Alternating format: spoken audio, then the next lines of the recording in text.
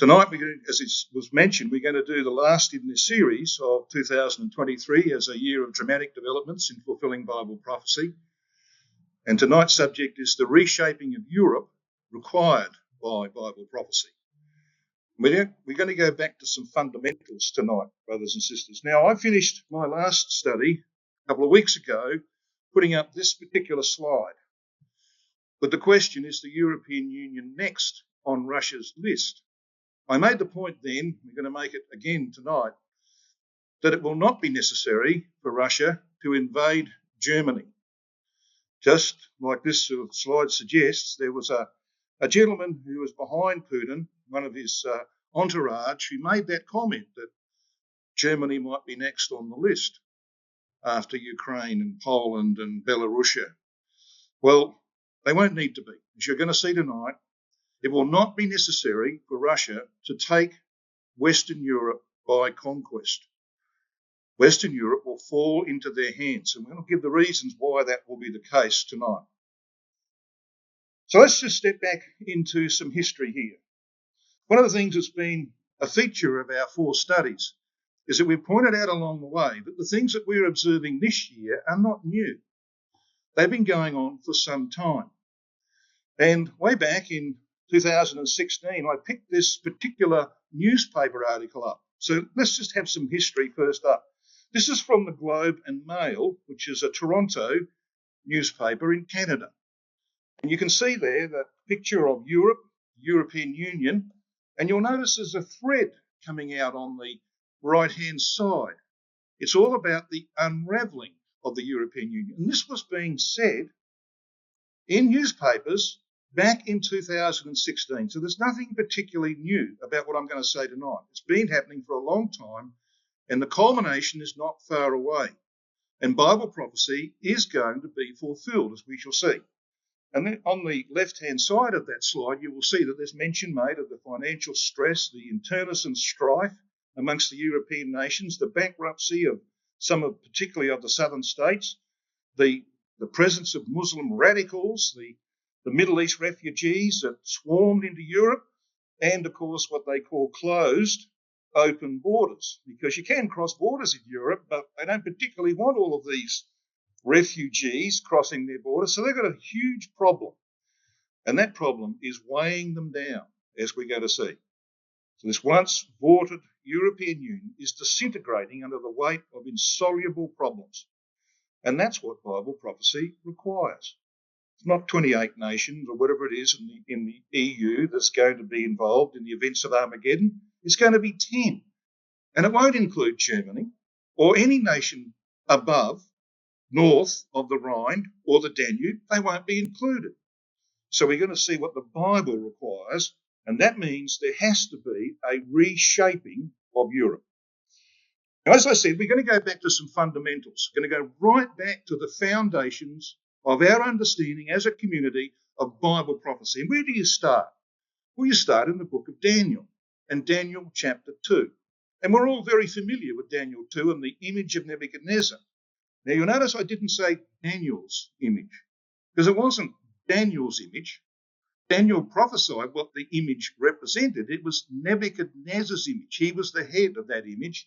He was the thinking power, the Babylonian thinking power of that image, so to speak. And that's very important, as you'll see tonight.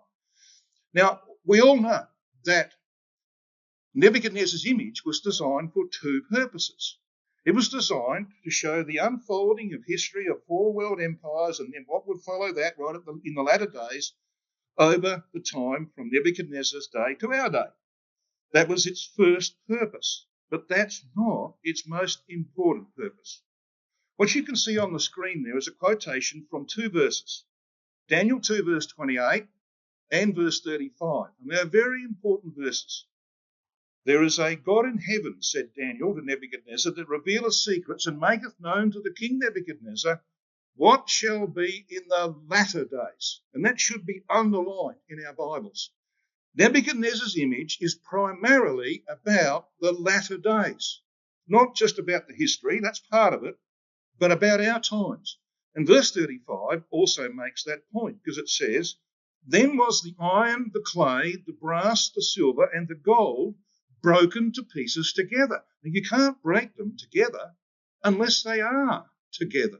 So there has to be an image that stands up together: head, chest and arms, belly and thighs, legs and feet. So it's got to be together to be destroyed together. And that's what we're going to focus on here in the early part of our study tonight. Now, Brother Thomas made this point that Nebuchadnezzar's image has yet to stand.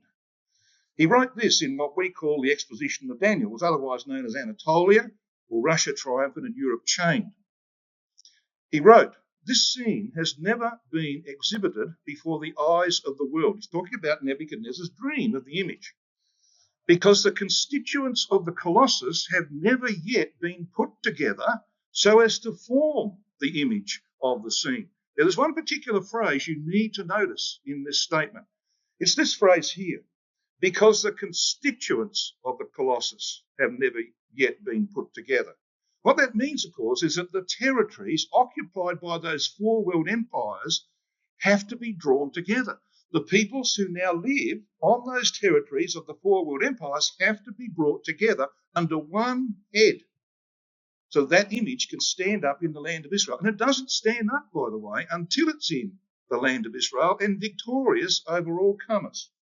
That's when it stands. That's the drama of Daniel 2. It only stands for a short while, and then all of a sudden, bang! The stone power strikes the feet, and over it goes. It's ground to powder over the next 40 years. That's the great drama of Daniel chapter 2. Now, we're all familiar with this, aren't we? Nebuchadnezzar's image, the head of gold, represents the Babylonian Empire, beginning with Nebuchadnezzar himself. "Thou art this head of gold."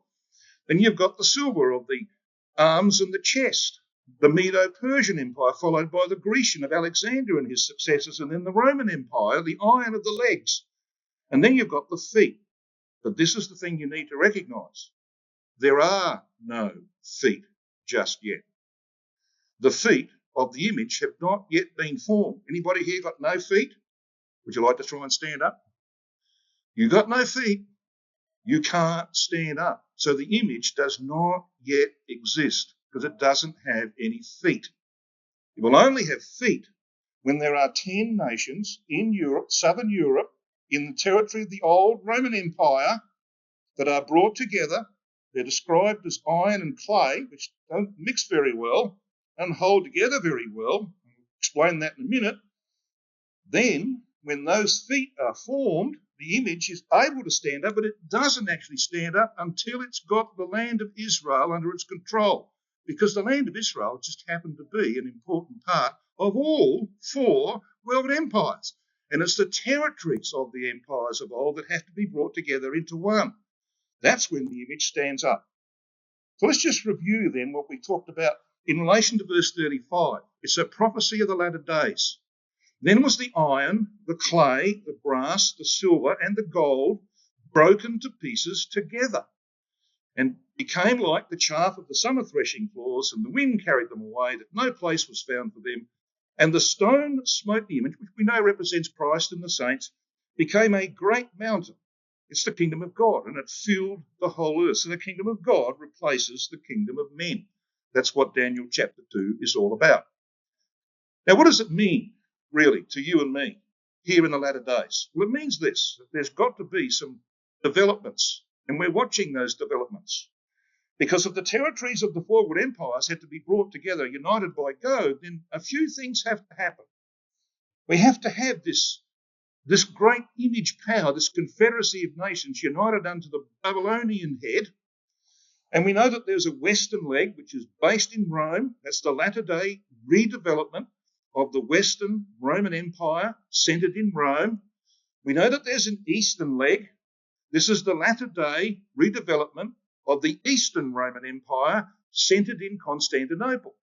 Now, things are heading in that direction, little by little, and there's going to be some major developments when this great depression, the time of trouble such as never was, hits the earth, as we've been talking about in our series. Now, we're also familiar, aren't we, that when you come to Daniel chapter 7, which was read for us, you have, of course, an extrapolation, an expansion of what you read in Daniel chapter 2 about the image of Nebuchadnezzar. So we have the lion, the Babylonian power, representing, of course, what we saw in the image in the head of gold. You have the bear, the Medo-Persian power of the chest and arms. You have the leopard of the belly and thighs of the image. And you have the fourth indescribable beast representing the legs of iron, the Roman power. Now, this is why we have to understand Daniel, brothers and sisters and young people, because if you haven't got a grasp of the prophecy of Daniel, you will never understand the Apocalypse, the book of Revelation. And you'll see there, down in the bottom right-hand corner of that slide, we've got an image there of the beast that is described in Revelation chapter 13, verses 1 to 10. It's called the beast of the sea. It's got all four of the beasts of Daniel 7 in it. It's also got 10 horns. And we're going to see, of course, that Daniel chapter 2 has an image with 10 toes, and Daniel chapter 7 has a fourth beast that's got 10 horns on its head. And we're going to see that that represents 10 European nations, southern European nations. And we'll explain that a bit more as we proceed. So when you come to Revelation 13, verse 2, this is what you read. And the beast which I saw was like unto a leopard, and his feet were as the feet of a bear, and his mouth as the mouth of a lion, and the dragon gave him his power. So there's all four of the beasts of Daniel chapter 7. Why would that be the case? Well, of course, this is just simply telling us more details about what would happen in history in relation to the development of the power of Babylon the Great, and ultimately the image of Nebuchadnezzar brought together by Gog. So it's very important to have Daniel as a basis of your understanding of the Apocalypse. There's another very important point that arises out of Daniel 7. It comes in chapter 7, verses 11 and 12. Now, verses 9 and 10 of Daniel 7 are about the judgment on the nations. That judgment will be dispensed by Christ and the saints. The nations, as it were, would be assembled, just like we as individuals will be assembled and judged by Christ, so the nations are going to be judged by Christ and the saints. And this is the outcome. The outcome is here in verses 11 and 12. I beheld then, because of the voice of the great words which the horn spake, I beheld even till the beast was slain, this is the fourth beast, and his body destroyed. So it's talking about the Roman Empire. It is utterly destroyed and given to the burning flame. But what about the other three empires that preceded it? Well, then it says, as concerning the rest of the beasts, that's the lion, the bear, and the leopard, they had their dominion taken away, yet their lives were prolonged for a season and time. And Brother Thomas interprets that as meaning the millennium. So these are the other empires, the peoples who inhabit the territories of those other empires, who will survive the judgments. They will continue on into the kingdom age and then be phased out as time goes on through the kingdom age.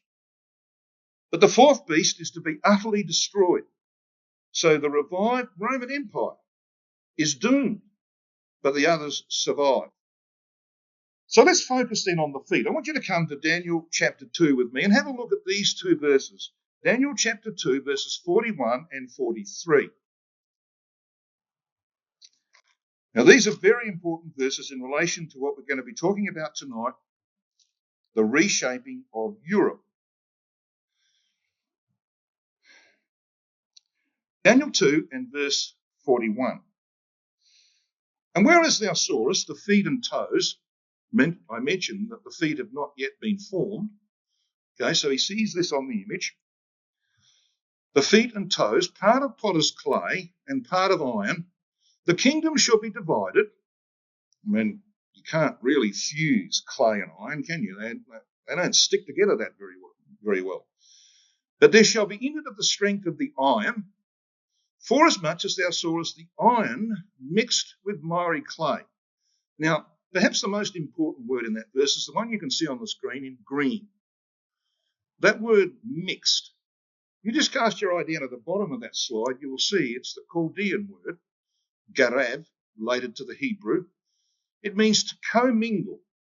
It comes from the root meaning to braid or to intermix, and by the idea of intermixing, to traffic as if by bartering in the marketplace. Like a lot of Hebrew words, it has this extension. You can sort of go, context determines the meaning of it. It has this extension. It even goes on to be used, this particular word in the Hebrew, goes on to be used to give or to be security. It has the idea of a guarantor. It's translated, for example, be surety in places like Genesis 44, verse 32, Proverbs 6, verse 1, 11, 15, and 20, verse 16. Now, this word happens to occur 4 times in these 2 verses. Let's go to verse 43, the next one you can see.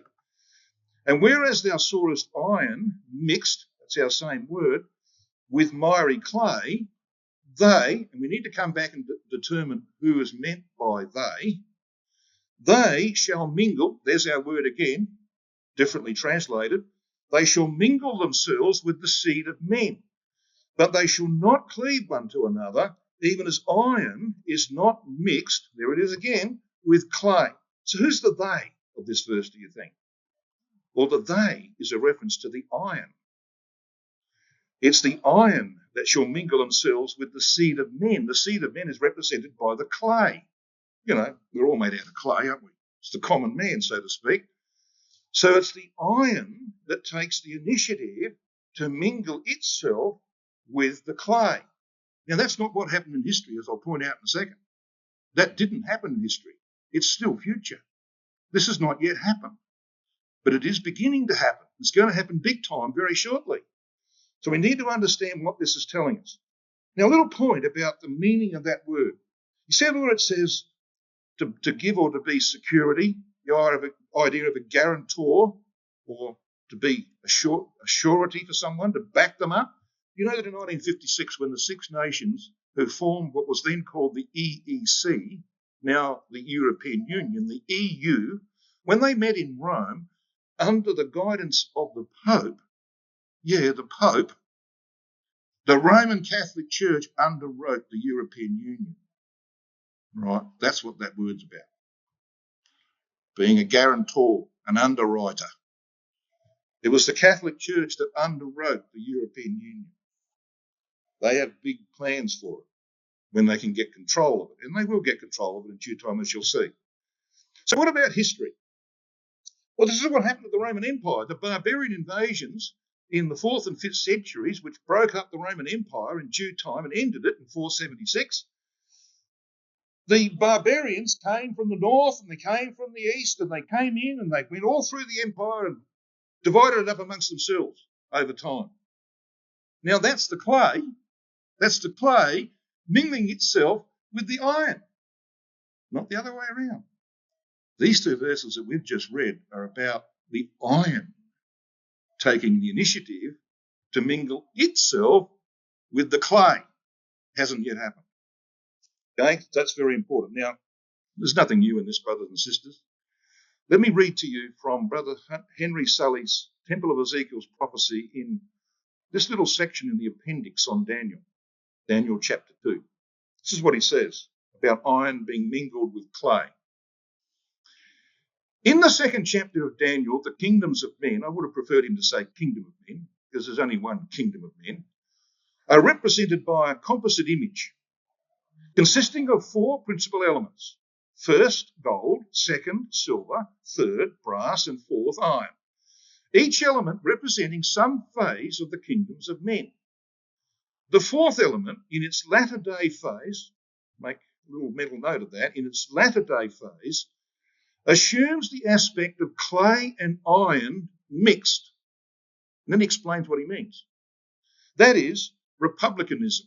Now, if you're a republic, you're supposedly democratic. It's the voice, the rule of the people. Okay? That's what a republic is. Republicanism and autocracy. If you're an autocracy, you go to Russia, because that's what they've got. They've got Putin as an autocrat. Okay? You go to the Catholic Church and they've got a Pope. He's an autocrat. He's God on earth. They're very diverse things, aren't they? Democracy and autocracy. That's what he says. Republicanism and autocracy, shown perhaps in one of its most subtle aspects in the silent capture of democracy by autocratic ecclesiasticism or religion, enabling the latter to ride into power thereby. He's exactly right. That's what's going to happen. The papacy is going to come back with huge power in Europe on the back of the Great Depression that's coming, I'll explain to you why that's going to happen in a minute. You're going to come back into huge political clout in Europe. We're going to have a Babylonian head. Yeah, a Babylonian head of the image. So Brother Sully got that right. So let's just have a look then at the 10 toes and the 10 horns. These represent 10 European nations formed by the barbarian invasions of the Roman Empire in the 4th and 5th centuries AD. That's why you find them, 10 toes on the image, 10 horns on the 4th beast of Daniel 7, 10 horns on the beast of the sea in Revelation 13, and 10 horns on the scarlet-coloured beast in Revelation 17.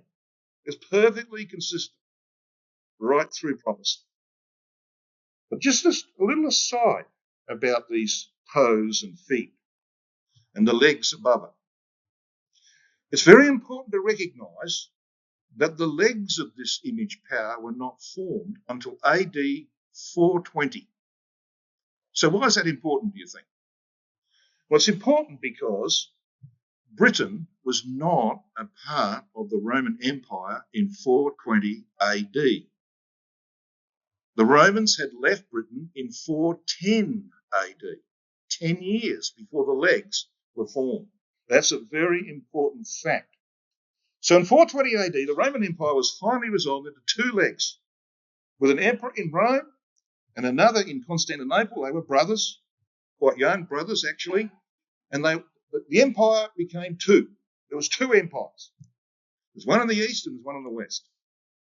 The latter-day counterpart is in the process of development, and Gog, of course, will ultimately accomplish that. The feet, with 10 toes, is a confederation of southern European states. Now, I emphasise that phrase, southern European states, united for a time by Gog. It is a brittle fusion of democracy and false religion held together by humanism. So you've got the Iron of Rome, which only exists today in the form of the Roman Catholic Church, but you've got a Pope who, like Revelation 16:13 says, is a mouth speaking forth 3 unclean spirits like frogs, the spirits of humanism, liberty, equality, and fraternity. I mean, goodness me, he's a Jesuit, and Jesuits are supposed to uphold Catholic tradition. And here he is talking about the acceptance of homosexuals, all sorts of things. Out of his mouth is coming humanism. That's what's going to hold together iron and clay for a short period of time until Christ and the saints smash the feet and the image is toppled.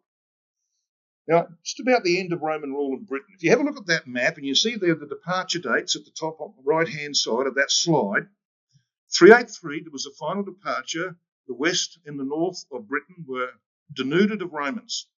In 401, the final departure from Hadrian's Wall. In 407, there was the final departure of the southeast of Britain. In 409, there was the expulsion of Roman magistrates from the cities. And in 410, there's what's called the Rescript of Honorius. He was one of the emperors. And he wrote this rescript and said, we're out. We're getting out of here. Leave the British to themselves. Now, there were some Romans who stayed behind. They wanted to become Britons. But most of the Romans left. By 410, they were gone. But the legs of the image were not formed until 420 AD. So it's a very important point, because Britain is clearly the Tarshish of Ezekiel 38, verse 13. And Britain with its young lions will oppose Gog's invasion of the land. So when we talk about the territories of these empires being brought together into one, it doesn't include Britain, because they were not there when the legs were formed of the Roman Empire. Now, I can't resist this, but I've got to say this again. America is not a young lion. Its political system is French-based. It preceded the French system, by the way, but it was French-based. There's a number of very important people went to France during the time of the French Revolution and afterwards, and they brought back the governmental system that finally overtook America. In the scripture, the lion is a symbol for government and rulership. You know that from the very first place where the lion is mentioned in the Bible, in Genesis 49, verses 9 to 10. It's a symbol for government. And America does not have a British form of government. But there are other powers who do. They're called the Young Lions, and this, of course, First World War poster tells us what Ezekiel 38:13 means. When it talks about Tarshish, Britain, which can be proved both historically and from Scripture, Tarshish and its young lions, and they're trading, the merchants of Tarshish, they're trading powers together, which they haven't been, by the way, until very recently. And this First World War poster here mentions who they are: Australia, Canada, India, and New Zealand, all of whom have a British form of government, and 3 of them have the King, King Charles now, as their titular head of state. Okay, that's why they're called Young Lions. So I'd like you to have a look with me at Revelation 17. I just want to extend this idea of the 10 horns. In Revelation chapter 17, we have the record in verse 1 of a whore. And it says this: "And there came one of the 7 angels which had the 7 vials, and talked with me, saying unto me, Come hither, I will show unto thee the judgment of the great whore that sitteth upon many waters." Now, a woman, of course, in the Scripture is a symbol for an ecclesiastical system. This woman is a harlot, a whore. So this is an apostate ecclesiastical system. She's described in this chapter as being the paramour of world rulers. She sits astride, if you read verse 3, she sits astride a scarlet-coloured beast which has 10 horns. And the imagery of that beast is taken from Revelation chapter 13, the beast of the sea, which is taken from Daniel chapter 7. So there's your connections, there's your links. And she sits upon many waters. And we know what those many waters are because we're told in verse 15. Verse 15 says, "The waters which thou sawest where the whore sitteth are peoples and multitudes and nations and tongues." So here's an ecclesiastical system, apostate system, that sits astride a beast, a scarlet-coloured beast, which has its roots in Daniel, all right, and it represents her power over many peoples, not just one nation, but over many nations. That's very important because this beast happens to have 10 horns. And those 10 horns, of course, were the powers that were established on the body of the Roman Empire by the barbarians in the 4th and 5th centuries. So look at the imagery here.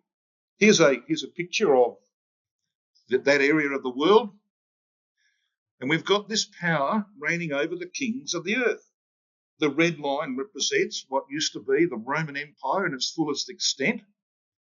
And this woman, this apostate system, sits there over that area of the earth's surface. She has influence in that area.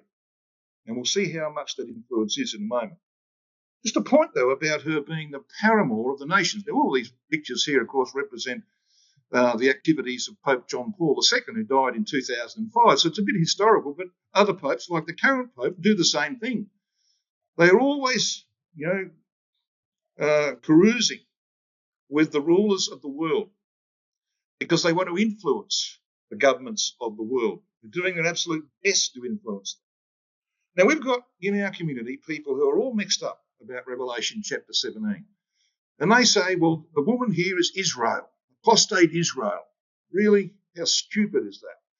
Because you see, this very chapter says if you've got wisdom, the mind that's got wisdom, you can tell from the chapter that it's not Israel. It's Rome that's being spoken. Now, let's have a look at the evidence.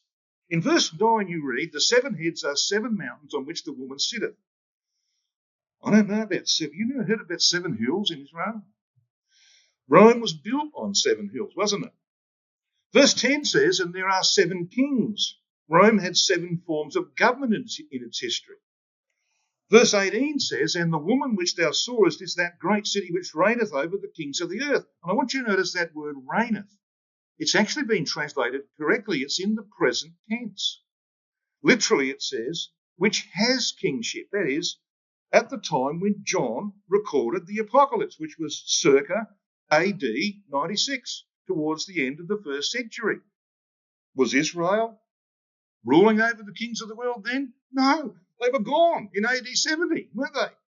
So it's ridiculous. ridiculous in the extreme to suggest that this has got anything to do with Israel.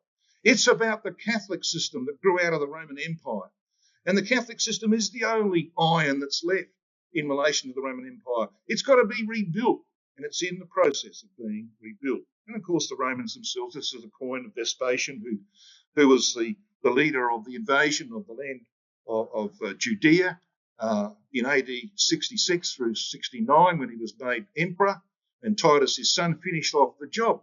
On the obverse side of that coin, you've got Rome as a woman, right, interestingly enough, sitting upon 7 stones or 7 hills, and the 7 hills of Rome are detailed there.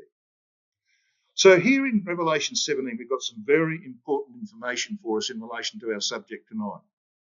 So what does prophecy require about these 10 horns? Well, verses 12 and 13 tell you. And the 10 horns which thou sawest are 10 kings. Now that means they're independent powers, but they're under control of someone else, which have received no kingdom as yet, but received power as kings 1 hour with the beast. Now, I'm not going to go into details, but most of us are familiar with the fact that when you read about 1 hour in Revelation, except for one place in chapter 9, verse 15, it's always a reference to a period of 30 years. Now, it can be easily proven by the mathematics of it and by history. In fact, there are 2 places in the Apocalypse where you can prove by history that it represents a period of 30 years. I'm not going to go into that now. Just accept my word for that for the time being. Most of you accept that anyway.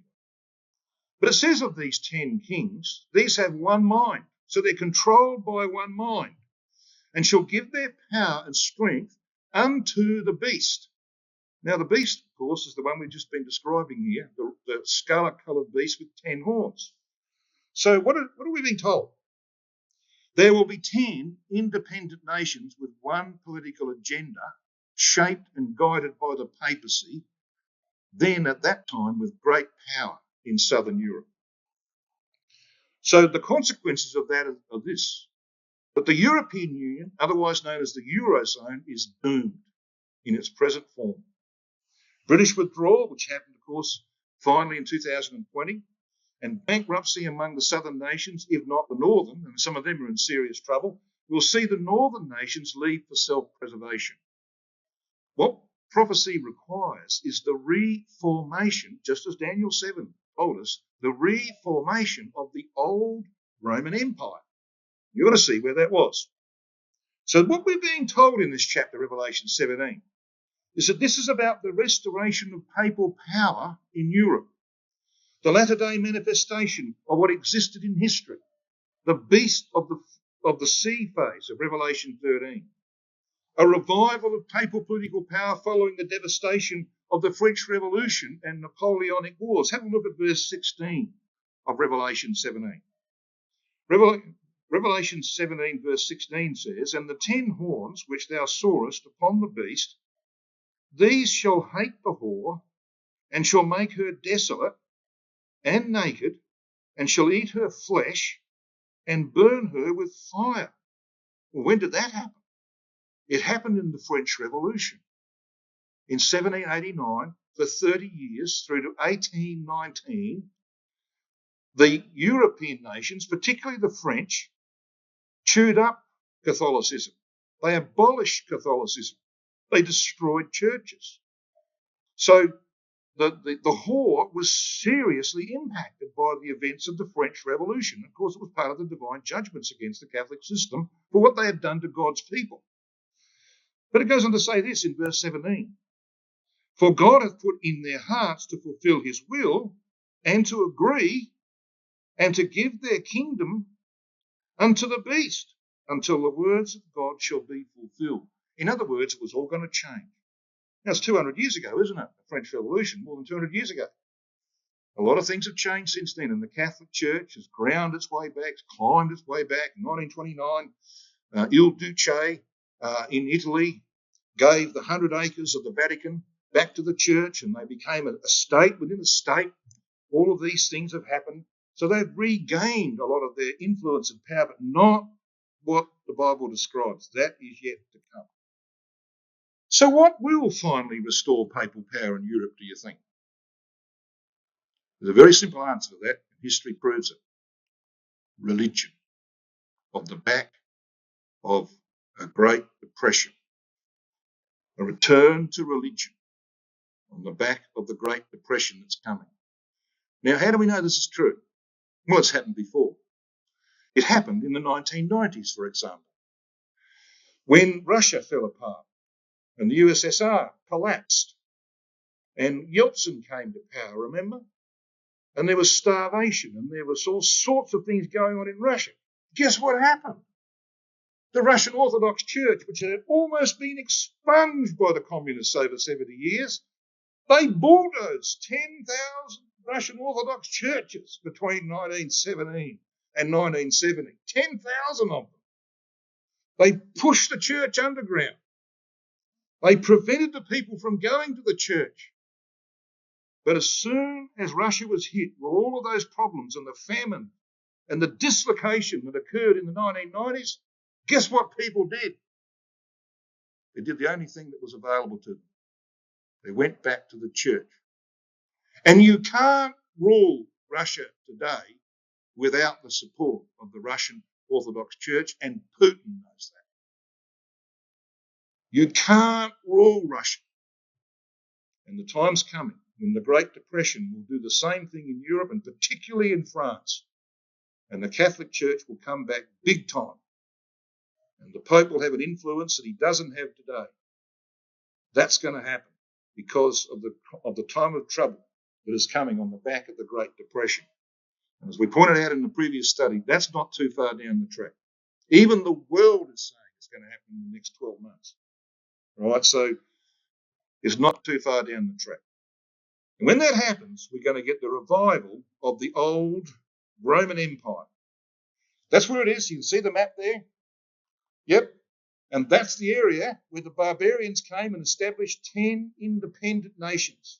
The 10 horns of the beasts, the 10 toes of Nebuchadnezzar's image. That's where they established it, to the south of the Rhine and the Danube. It doesn't include Germany. Germany was never fully part of the Roman Empire. For a time, the Romans went in, but they were kicked out. They never ruled Germany properly. It was always below, to the south of the Rhine and the Danube. That was their territory. And that's where these 10 nations that we've just been talking about will be formed. And the coming Great Depression will dissolve the European Union, and these 10 nations will emerge, dependent upon the papacy in the territory of the old Roman Empire. And we will have the revival of the beast of the sea.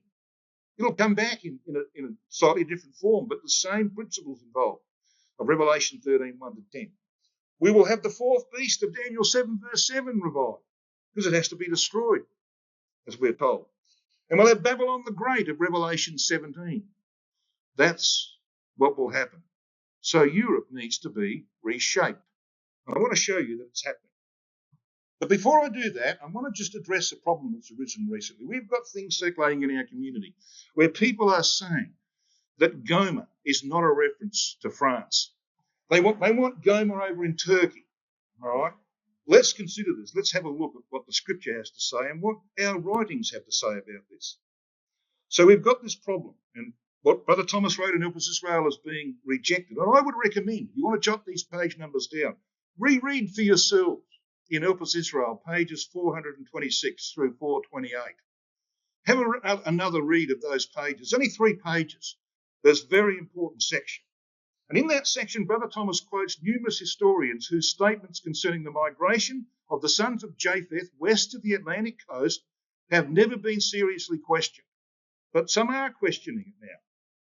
He cites Herodotus, BC 484 to 425, Diodorus Siculus, 1st century BC, Josephus, the Jewish historian, AD 37 to 100, Strabo, BC 63 to AD 24, that demonstrate conclusively that Gomer refers to France and Belgium, etc. This is what he wrote, for example, on page 428.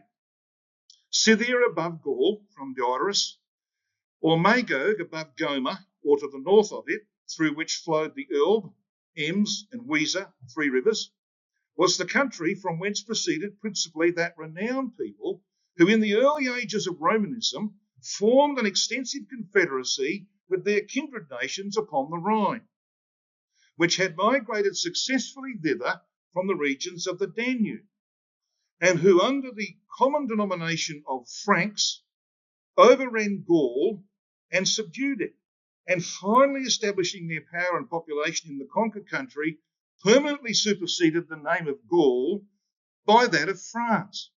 And when you consider the evidence, it's palpably obvious that the Gomer of Ezekiel 38 verse 6 is a reference to France and probably to portion of Belgium, etc. He says this on page 428 about the location of the Franks.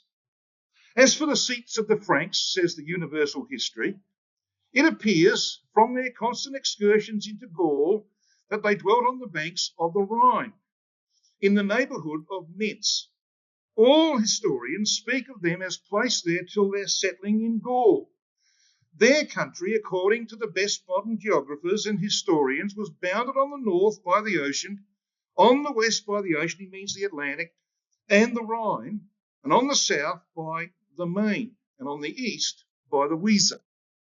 So where are these places that are mentioned here? Well, there's the Rhine. You can see the arrow pointing to the Rhine. It runs down at the base of Germany, so to speak.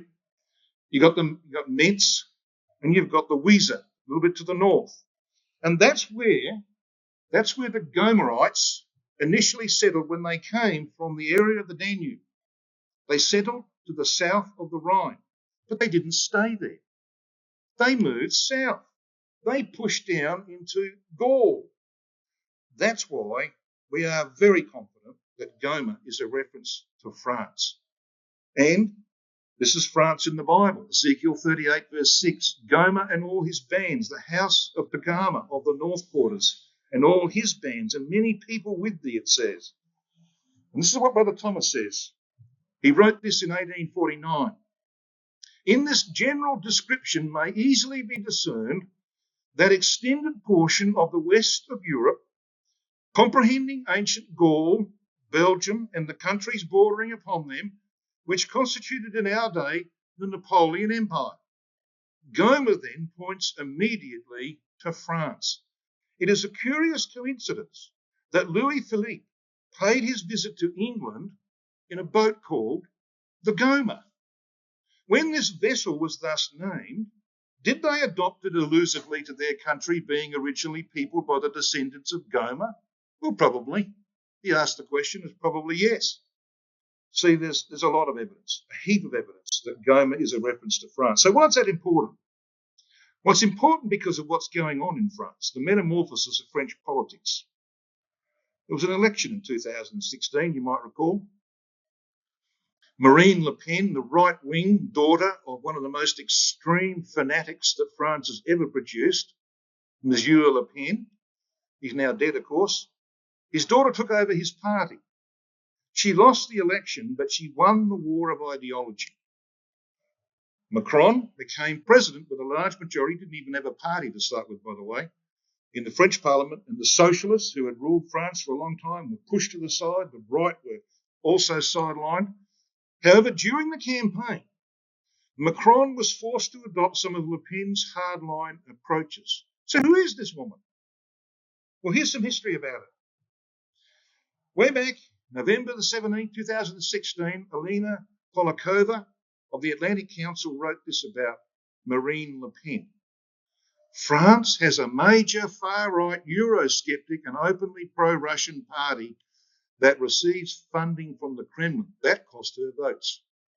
One of the reasons why she lost the election, it cost her votes. So she's modified her policies in relation to that. Still got the same policy, but she's modified the way she speaks about them. It goes on to say in the Daily Express of the 4th of October of 2016, as leader of the National Front, she advocates leaving the Eurozone, withdrawal from NATO, abolition of the IMF, that's the International Monetary Fund, limits on immigration, it's a big problem in Europe, and forging what she calls a privileged partnership with Russia. Now, just let that sink in. A privileged partnership, not a partnership, but a privileged partnership with Russia. That's her policy. She described Russian President Vladimir Putin as the defender of the Christian heritage of European civilization. Why would she say that?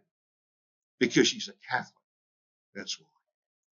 And she wants to see Catholicism reinstalled as a power in France. She's probably going to win the next election because there will be a depression happening at the time. And when you get depressions, people go to the right wing. All right, that's what they do. They go to the right wing in politics. Watch out. Watch out. The European Union is doomed. So what about Marine Le Pen? Well, she softened her approach for the time being, but it won't be long, and she won't need to. She can come out in the open again. This is what the Carnegie Europe article said on the 18th of October 2022. Since the beginning of the Eurozone crisis in 2009, the European Union has experienced a series of challenges, including a massive influx of refugees. I can't handle it. Brexit, the coronavirus pandemic, and the Russian invasion of Ukraine. It is safe to predict that this era of crises will continue for a number of years. Geopolitical rivalries and turmoil in neighbouring regions, deep economic and social inequalities, and accelerating global warming make for a tougher environment than the Union has ever faced. Yeah, they're in trouble. And so's Germany. Now, here's a bit more history for you. See the date of the article? February 2016. Nothing's new, is it? Germany's problems began a long time ago, and they're maturing rapidly. This is what this report said. A report to be put before Schäuble, who was the finance minister at the time, next week, states that unless Germany starts making huge cuts to its state budget now, which, by the way, they haven't, it will be unable to sustain the debt burden caused by an ageing population, who are now 7 years older, and a low birth rate. Unless the finance minister takes drastic action, the German debt to GDP ratio will reach 220% by 2060. That's the year, by the way, that the papacy and the beast that supports it go down the gurgler. And that's worse than what Greece was. Massively above the 60% limit set out under the Maastricht Agreement of 1992. Maastricht Agreement was the basis of the European Union as we know it today. Germany, being a central pillar of the Eurozone, is under huge pressure to keep within the fiscal rules of the single currency agreement, which they haven't. And that's 7 years ago. Okay, so they've been in trouble for a long time. So they brought home their gold in 2016 and 17. After World War II, the Allies held Germany's gold reserves overseas to secure peace. We got your gold. Germany has recalled $32 billion worth of gold reserves, 674 tons of it, from France and the US. This was the article, reported in 2017 by Reuters. Preparing for the disaster. If Germany has gone through the political and logistical effort to successfully demand that its gold be returned to German soil, this could be an indication that the Germans are preparing for a crisis. Germany could be preparing for a specific crisis. Back in February, when the German government first announced that the gold transfers would be completed ahead of schedule, Reuters wrote, some even argue the world's second biggest bullion reserve may be needed to back a new Deutschmark should the Eurozone break up. Yeah, you can see where that's headed. That's 2017. That's 6 years ago. So what about today in Germany? What about 2023? Reuters on the 6th of October this year. The German economy suffered a recession in the last quarter of 2022 and the first quarter of 2023. That's a recession. Technical recession is defined as 2 consecutive GDP contractions. From the same article, Germany's government expects the economy to shrink by 0.4% this year due to high inflation, high energy prices, and weak international trade. They don't have access to cheap Russian oil and gas anymore. From the same article, 5 economic institutes are predicting Germany's economy will shrink by 0.6% this year as the recovery of industry and private consumption has been slower than previously expected. They also say inflation is expected to come in at 6.1% this year. It's even worse than ours. And this is what the European Commission said on the 11th of September this year. Now, this is the crowd that runs the European Union. Don't tell you things that they want you to know. But this is what they're prepared to admit to. Think of what they really could tell you if they were telling the truth. The German economy stagnated in the second quarter of 2023 following a decrease in real GDP, gross domestic product, of 0.1% in the first quarter. For both quarters, growth was significantly weaker than previously expected. Real wage losses continued to weigh on private consumption during the first half of 2023. Additionally, weak dynamics in external demand led to subdued exports. They're not selling as many Mercedes-Benzes anymore, are they? Reflecting the progressive phasing out of COVID-19 related spending. By contrast, a rebound in investment from a weak last quarter of 2022 supported growth. Yeah, they try and sort of build it up a little bit. So what is politically? This is what's happening. The growth of the far right, just like in France. The far right Alternative for Germany party, they're called the AfD, is set to make the controlled dissolution of the European Union one of its key targets for the upcoming European elections, with its leader, Tino Tripala, calling Hungary's Prime Minister, Viktor Orban, one of his main allies. Well, you've got some others too, you know. You know who that party has allies with, that they're allied with? The Austrian right-wing party. The fellow who in Holland is trying to form a right-wing government. Yeah, they're allied with him too. But it's interesting that they should have allies in Hungary and Austria. You know why? Because the last vestiges of the Holy Roman Empire was the Austro-Hungarian Empire that disappeared in the First World War, right? That was the last vestiges of the Holy Roman Empire. And the whole point of the formation of the European Union was to rebuild the Holy Roman Empire, called the Fourth Reich, by the way. That was the whole point of the exercise. And now we've got this German party, we've got a Hungarian right-wing party, we've got an Austrian right-wing party, and they're in hock, they're in bed together. And when the depression comes, you can see what's going to happen. This is what they said. This is what this fellow, the leader of that party, said. We're demanding a reset for Europe so that we can use the potential of nation states and rebuild the bridge to the east. He doesn't say Russia, does he? But he means Russia. He's talking about rebuilding Germany's relationship with Russia. So if you're wondering how it is that Germany and France and other European nations, the European Union, are supplying money and weapons to Ukraine and fighting against Russia, how that's all going to change, it's going to change. It's going to change because of the Great Depression that's coming. It's already unraveling, by the way. So will the European Union currency collapse? More articles from Reuters. Analysts have described 2022 as the worst year in the Euro's history. However, the Euro's relevance has been in decline for the last 2 decades. Its share of global official holdings of foreign exchange reserves was 20.6% at the end of 2021, down from around 25% in 2003.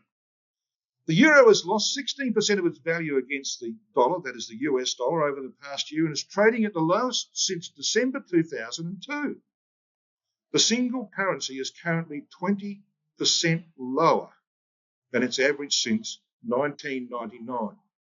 Yep, just another huge indicator that the European Union and its currency are doomed. They're in deep trouble, and the coming depression will complete its dissolution, making way for the fulfillment of Bible prophecy and the reformation of the old Roman Empire in southern Europe. Now, as we wind up this study, brothers and sisters and young people, let's have a little bit of a look at what prophecy requires. This is the history of papal power. To the left-hand side of this chart, you have AD 529 to 533. That was the time. That was the period of the Justinian decretals, Justinian decrees, they call them, granting the Bishop of Rome political power and influence in the West. This is the beginning of the beast of the sea. But it was to end in 1260 years. That's what prophecy required. And it did. It ended with the French Revolution, 1789 to 1793. It was exactly 1260 years. But what about the beast of the earth? See in the middle there, the beast of the earth? Well, that was established, that's the Holy Roman Empire. That was established in 800 AD on Christmas Day, 25th of December, 800 AD, when Pope Leo III crowned Charlemagne as Emperor of the Holy Roman Empire. Daniel 7:25 tells us it's going to last for 1260 years. Well, add on 1260 to 800. Where do you come to? 2060. Where's the mathematicians in the room? How many years is that away? 36. Yeah. And there's got to be a lot of things happen, haven't there, in that 36 years? A lot of things. Tells you how close we are, brothers and sisters. So let's conclude with these little illustrations of what we've been talking about tonight. This is the pattern of Roman Catholic resistance to Christ for 40 years after Armageddon. And Revelation 17 verses 1 to 3 is all about that. It's about this system, Babylon the Great, Catholicism ruling in Europe, that will oppose Christ, seek to destroy him and destroy his people, the children of Israel, returning under Elijah in the second Exodus. And there will be, when it says there on the left hand of that chart, the return of Christ, that doesn't mean to take you and me to the judgment seat. That means his appearance with us at the time of Armageddon, all right? His appearance to the nations of the earth. He's come 10 years prior to that. And you've got 40 years of divine judgment leading to the subjugation of all nations. So Armageddon is the sign of the Son of Man in heaven of Matthew 24 verse 30. It leads to the decimation of Catholicism. But that doesn't stop them. Psalm 2 describes them as assembling together tumultuously, saying, we will cast the bands away. They don't want Christ to rule over them. And while the saints are going out with the message of submission, submit, you fools, they're rebuilding their system in what's left of Rome, because it will suffer dreadfully with the great earthquake. But they rebuild what they've got there. And 10 years after Armageddon, as Revelation 14 verse 8 tells us, it goes down the gurgler for good. But it doesn't stop them. They go to Central Europe, what's left of them. They elect a new pope, and we get the restoration of the beast of the earth in Central Europe. At the very time that Elijah's got returning Jews in Central Europe. And they are the vehicle, the weapon that is used against Babylon the Great until 2060, when that system's leaders are destroyed. The beast and the false prophet are destroyed. Not the Catholics. There's still Catholics left. It's going to take another 10 years to clean them up. So Revelation chapter 19 verse 20 is about the destruction of the beast and the papacy. But Revelation chapter 19 verse 21 is about the cleaning up of the remaining Catholics who supported that system. They'll have no leadership anymore. And that'll be the job given to the saints, until Christ finally has his universal rule over the nations. So what we have here is a repetition of history. History repeated, like it is so often. We've got the revival of the beast of the sea, papacy with power in Europe, opposing Christ. Then, of course, it morphs into the revival of the beast of the earth, centered in Germany and Central Europe. That's where Charlemagne was, until finally that system and the papacy go down the gurgler, 2060. That's the story, brothers and sisters. Now, one more point. If you're still in Revelation 17, I want you to have a look at verse 12 again. Revelation 17, verse 12.